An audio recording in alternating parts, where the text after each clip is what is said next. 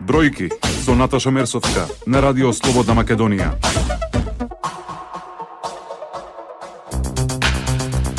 Добар ден, ја слушате економската емисија Бројки на Радио Слободна Македонија. Мој гостин денеска генералниот директор на ТАВ Македонија Зоран Крстевски. Добар ден, господине Крстевски, ви благодарам што издвоите време да гостувате во Радио Слободна Македонија. Добар ден, чест ми е да бидам гост на вашето радио. Ви благодарам. Крајот на овој месец се воведуваат 3 нови авиолинии. Македонските граѓани ќе можат за малку пари да патуваат кон европските дестинации. Каде се ќе се обраќаат овие нискобуџетни авиокомпании?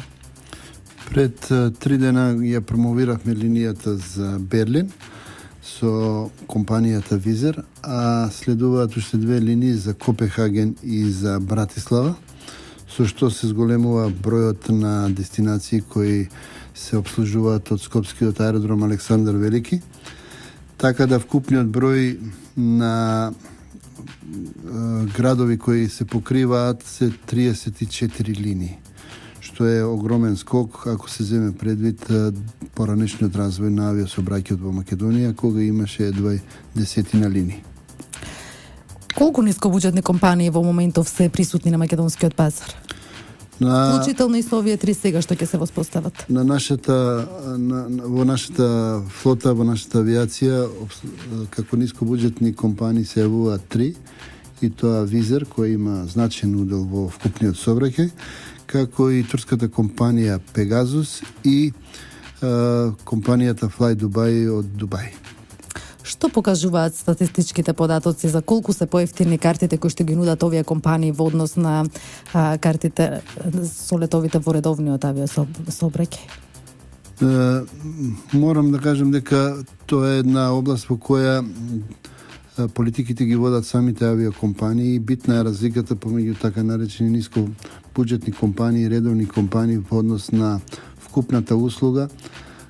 Прво, одредувањето на политиката на цени зависи од трошоците кои се воспоставуваат во авиосообраќајот. Нискобуџетните компании ги минимизираат тие трошоци, а воведуваат и новитети кои во главном се состојат во примена на информатичка технологија во набавката онлайн на картите, но исто така и ги сведуваат на минимум операциите со авионите, значи брзо ги користат, често ги користат во текот на денот и ги користат поевтините аеродроми за слетување во близина на големите хабови.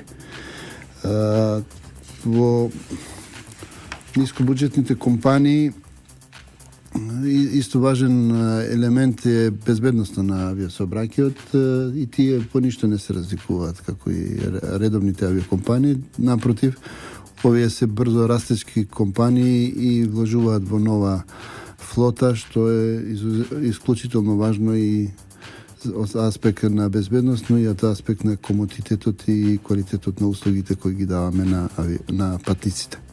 За да се воспостават летови, владата им доделува субвенции на авиокомпаниите. Кои се придобивките од доделувањето државни средства?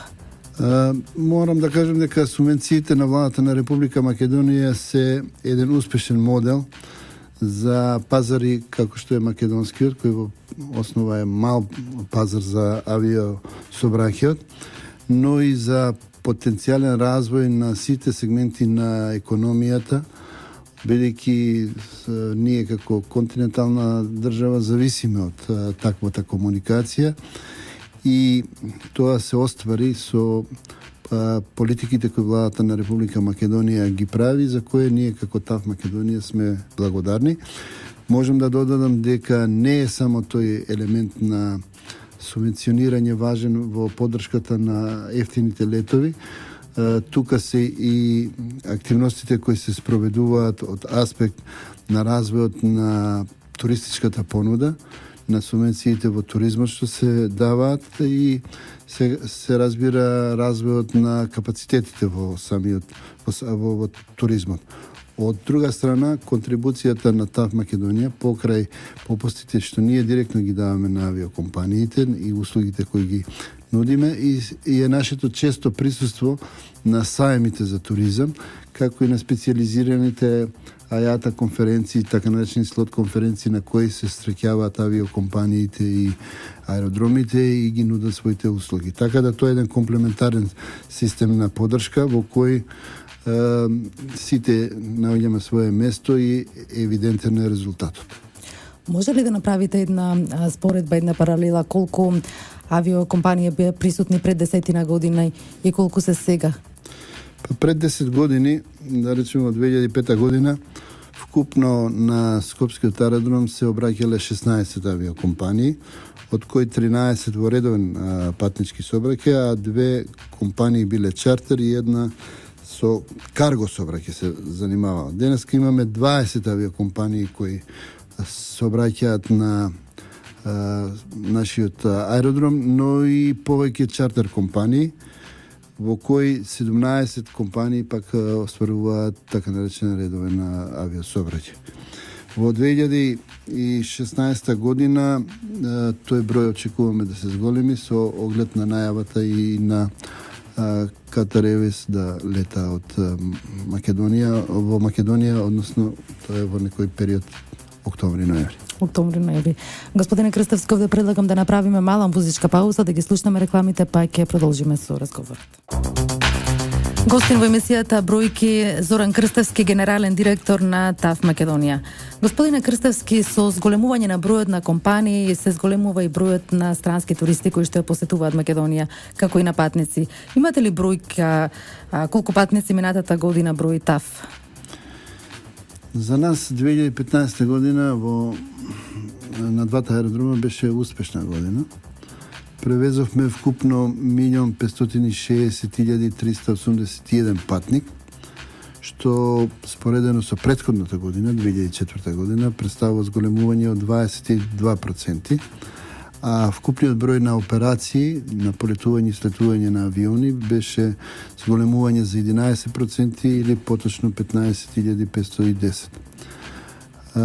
Можем слободно да кажем дека тоа е резултат на новите линии кои се воведаа минатата година. Прво да кажем дека почна да лета реномираната компанија Свис од Швајцарија на линијата за Женева и ги воспостави Визер новите линии кои со поддршка на владата дадо дополнителен развој на авиосообраќајот, како што беа Фридрихсхафен, Осло, Барселона, Хамбург и Нимберг.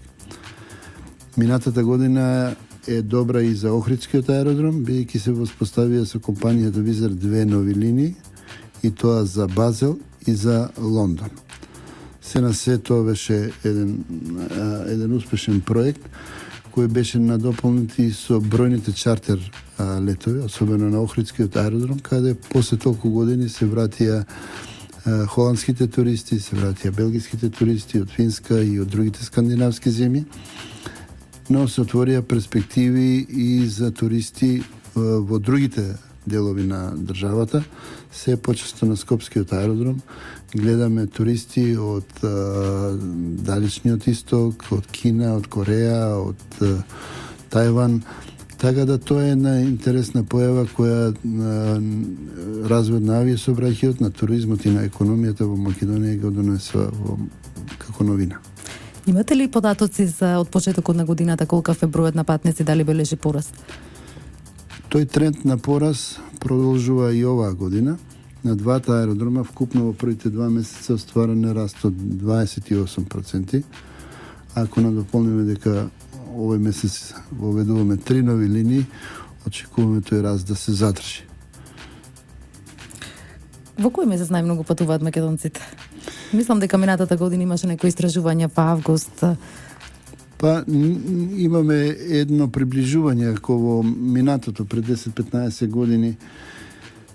Воглавном се беа ударни месеците во летниот период и за време на божичните празници, кога најмногу од нашите од диаспората доаѓа. Сега со ефтините летови скоро да нема месец кој не личи на претходниот, но за минатата година рекордите се бележат во месец август, кога на 8 август имавме 6735 патници на Скопскиот аеродром, а вкупно во тој месец беа превезени 173.158 патници. Постојат најфреквентни на овој начин сакам да кажам дека се повеќе интересот на луѓе кои доаѓаат во Македонија и тоа во различна структура на луѓе, од бизнис заедницата, туристи, но постои интерес полека кон воспоставување на транзитен сообраќај, што е наша една од основните заложби да во догледно време прерастеме во регионален аеродром кој ќе има и транзитни патници. Колку е заслужен турскиот концесионер кој што стопанисува со двата аеродроми во Македонија за зголемување на бројот на патници и за добивање на нов влик на аеродромите? Владата на Република Македонија уште во 2006-2007 година го започна овој проект на концепт на развој на авиосообраќајот и прва во регионот ја препозна потребата за мрежување на нашите воздушни патишта, за што се искористи ова форма на концесионерство како еден модел за брз развој на авиопристаништата. Изнавањето на ТАВ холдингот од Истанбул е дополнителен фактор, бидејќи се работи за глобален играч. Да подсетам, компанијата ТАВ холдинг, во која удел од 38% имаат и париските аеродроми EDP, компанијата е најголем светски аеродромски оператор, давач на сервис на услуги. На 38 аеродрома делуваме. Самиот ТАВ има 15 аеродрома, а на 70 аеродрома остваруваме разноразни функции, бизниси на аеродром. Компанијата ТАВ Construction пак влегува во 5 светски најдобри компании за изградба на авиосообраќајот. Да дополнително да кажам дека во ТАВ најмногу се полага на човечките ресурси и таа визија споена со потребите и интересот на државата го дадоа овој очекуван резултат. Ние први изградивме аеродром во регионот со современи функции кои аеродромите денеска ги бараат, било за патниците, било за авиокомпаниите. Второ, го развивме овој модел на субвенционирање и поддршка на ефтините летови. И трето, создававме услови за брз економски развој. Се повеќе ни расте исто така карго сообраќајот, со оглед на тоа што аеродромот во Скопје се наоѓа само на 4 километри од слободната економска зона Бунарџик. Се почесто големите компании или за внесување на специфични делови или за извоз користат посебни карго летови. Така да повеќе кратен е интересот, напоменувам и овој што е врзан за туризмот и за развојот на другите делови на Македонија, и тоа е една голема придобивка за Македонија.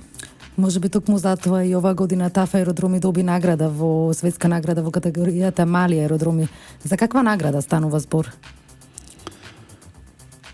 Па ние 6 години управуваме со двата аеродрома.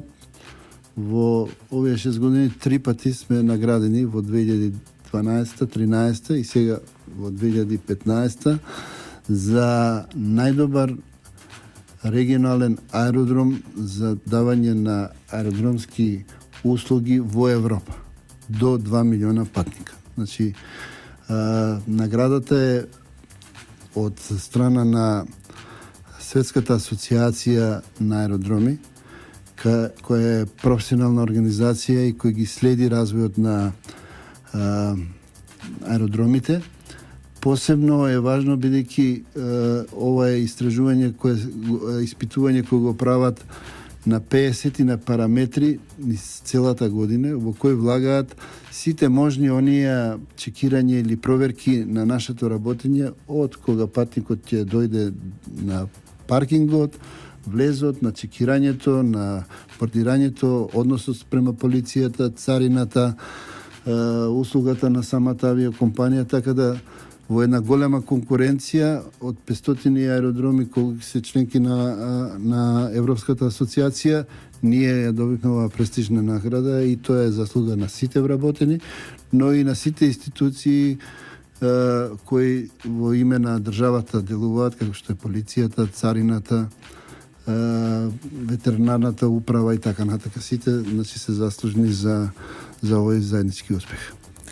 Одлично, добро е да се слушне тоа. Дали последните случувања во Брисел ја зголемуваат безбедноста на патниците во авиособраќајот? Безбедни ли се македонските граѓани во моментот?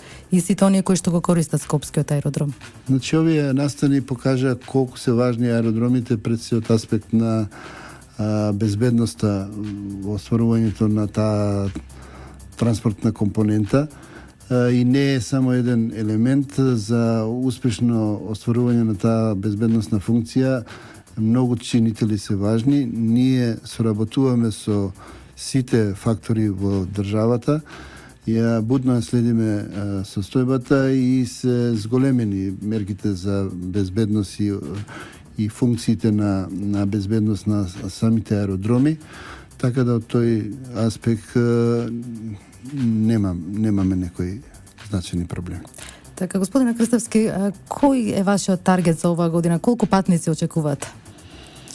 Ние не би сакале, најчесто велиме да лицитираме со бројки, но нашиот пристап во анимирањето на нови линии, на нови авиокомпании, следејќи го интересот на граѓаните и на економијата каде да се движиме, ни гарантира дека тој раст ќе продолжи.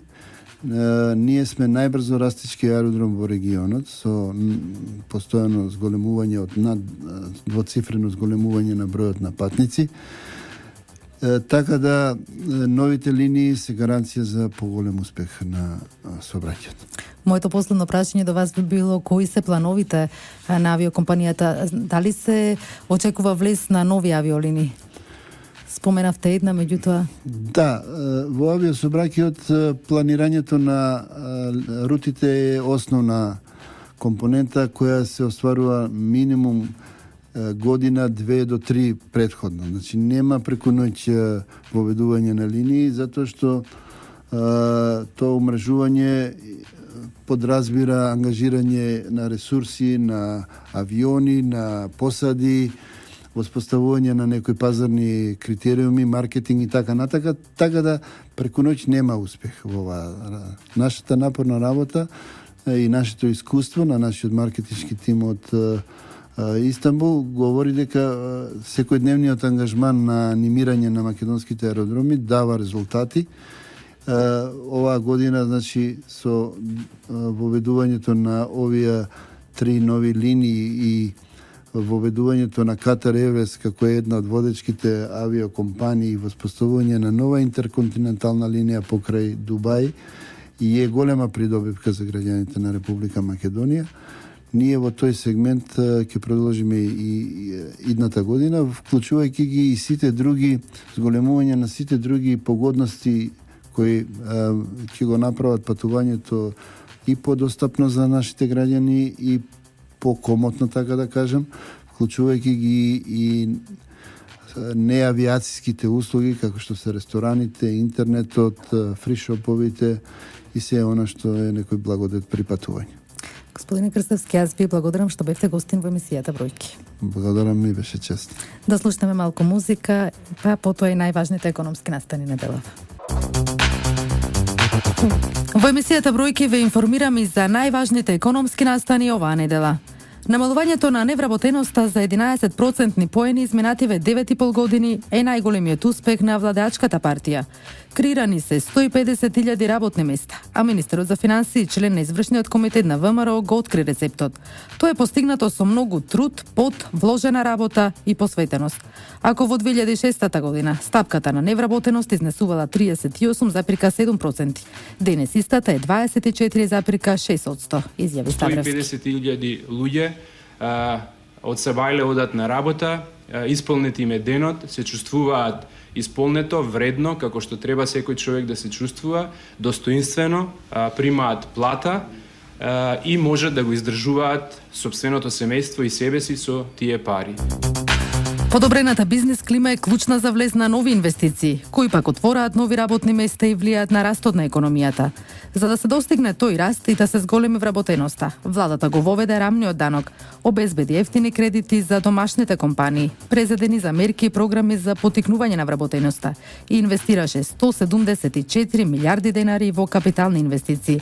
Резултат на тоа се 50 нови странски инвестиции само во зоните, кои досега вработија 16.000 невработени. Значајно е што тие странски фабрики овозможуваат и индиректни вработувања во домашните компании кои што соработуваат со тие странски компании. Ако странската компанија треба да набави храна за вработените, логично е дека некој ја произведува таа храна. Значи, се креираат работни места во земјоделието или во трговијата, кои што ја снабдуваат Джонсон Мети или Джонсон Контролс или Дрексер Мајер за 6.000 лица дневно да подготват оброк, например.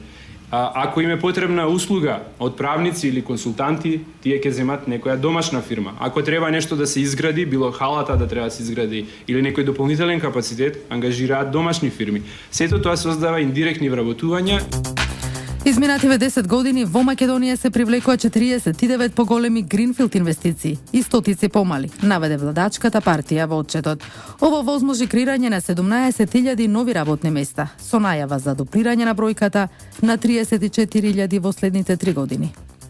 Порано, странски инвестиции во Македонија беше мисол на именка, освен ако не се земи продажба на некој монопол, што го имала државата и понекогаш се прашање дали на тој начин требало да се продаде. Како и да е. Постоеше еден баук и цело време се зборуваше за некакви странски инвестиции што би требало да дојдат, ама инвестиции немаше. Пред нас немаше ниту една гринфилд инвестиција. Луѓето и не знаеа што е гринфилд, освен економистите. Народот вака немаше појма што е са тоа гринфилд, браунфилд и воопшто, освен како што реков, ако продадевме некој вреден монопол, ние не знаевме што во реалноста значи странска инвестиција, а гледавме како тоа го има да речеме низ Европа, особено низ годините наназад низ цела Источна Европа. Износот на странските инвестиции во 10 годишниот период достигнал 2,6 милиарди евра. За споредба, во 13 годишниот период пред тоа, странските инвестиции достигнале 1,3 милиарди евра, вели вице-премиерот Пешевски. Жителите на Република Македонија по целата територија може да видат. Ние само во последните 2 години имаме најавено инвестиции по цела територија, значи во Велес, во Штип, во Кочани, во Демирхисар, во Битола, во Охрид. Скопје има исто неколку инвестиции. Значи на цела територија на Република Македонија водиме сметка. За прв пат после 40 години во општина Долнени започна да се рехабилитира регионалниот пат Лажани-Ропотово Црнилиште. За оваа намена владата издвои 1,8 милиони евра. Веќе 10 дена ефективно се навлезени во работа. Јас очекувам дека согласно договорот ќе ги спочитуваат оние 12 месеци, но како што имам најава и од компанијата, односно од изведувачот тука, дека до крајот на летниот период ќе има реконструкција целосна на овој регионален пат. Подобрена состојбата во текстилната индустрија. Нарачките од странство им се зголемуваат. Извозот расте, а и платите на вработените во овој сектор. Што се однесува за идните перспективи, тие најмногу ќе зависат од развојот на економската состојба во Западна Европа, нашите најголеми партнери, и се разбира од случувањата во нашата држава. Од оние случувања во нашата држава, најмногу што влијае на идниот раст е порастот на платите, и се разбира, еден голем проблем е обезбедување на квалитетна работна сила. Над милиарда евра ќе се инвестираат годинава во патната инфраструктура. Во моментов се градат 3 автопатски делници, каде ќе се вложат околу 800 милиони евра. Автопатот Демиркапија Смоквица, во кој се инвестирани 210 милиони евра, треба да биде готов оваа година. Забрзано се работи и на Кичево Охрид, кој се проценува на 374 милиони евра. И повеќе од третина од автопатот Штип Скопје веќе се завршени. Кога одиме на терен, многу луѓе ни кажуваат патот што го направивте не беше чепнат 30 или 40 години. Тоа е сега значајна предност за нив. Инвестициите во инфраструктурата обезбедија работа за многу семејства, но и работа за градешните компании. Подеднакво се посветивме и на изградбата на автопатите. Во моментот се градат 3 нови автопати. но и многу се реконструира. Покрај автопатските ќе се градат и 5 експресни патишта, за чија изградба ќе се вложат 330 милиони евра. Веќе е подпишан договор со изведувач од Шпанија и за 2 месеци треба да се почне со градба на Прилеп градско. Белеската и Факово е во длабока фаза. Во длабока фаза ја очекувам дека за неколку месеци комплетно ќе биде готов овој експресен пат. Ги почнавме сите останати, станува збор за Штип Радови, Штип Кочани, веќе распишавме тендер за изградба. Ранковце Крива Паланка исто така распишавме тендер за изградба. Прилеп градско веќе подпишавме договор за градба и очекувам наредните месеци дека официјално и на терен ќе почнеме со градба. Ни останува уште последниот експресен пат Охрид Пештани, кој очекувам дека до крајот на оваа година ќе го почнеме со градба, или од прилика преку 164 километри, инвестиција од преку 330 милиони евра директно у патната инфраструктура. Британската компанија Allocate Software ја зголеми инвестицијата во Македонија. Фирмата отвори уште еден центар за развој на софтвер од областа на медицината, со што вложувањата во земјава од 5 ги зголеми на 7,5 милиони евра, а бројот на вработени од 25 на 55 лица. Новата инвестиција, освен што ќе служи за раст на нашата стратегија, ќе помогне нашите постојани клиенти да имаат корист од континуираниот развој на нашите тековни решенија. Инвеститорот е задоволен домашниот кадар кој го ангажира, особено доброто познавање на англискиот јазик, кој бил потребен за работа. Првите 25 лица пред да почнат со работа поминале обуки во Стокхолм или Велика Британија. Ова е нова можност македонските инженери да бидат дел од меѓународниот бизнис на апликации во здравството. Тие се навистина задоволни од квалитетот на инженерите кои што ги наоѓаат и програмерите кои што ги наоѓаат во Македонија, од образованието, од нивниот степен на образование во оваа област, задоволни се и од деловната клима. Овде завршува уште една емисија Бројки во продукција на Радио Слободна Македонија. Денеска 24 март, со мен уредник и водител на емисијата Наташа Мерсовска и Владимир Демјановски, техничка реализација. За нови содржини слушајте не и наредниот четврток во истиот термин. Јас ви посакувам убав ден. Бројки со Наташа Мерсовска на Радио Слободна Македонија.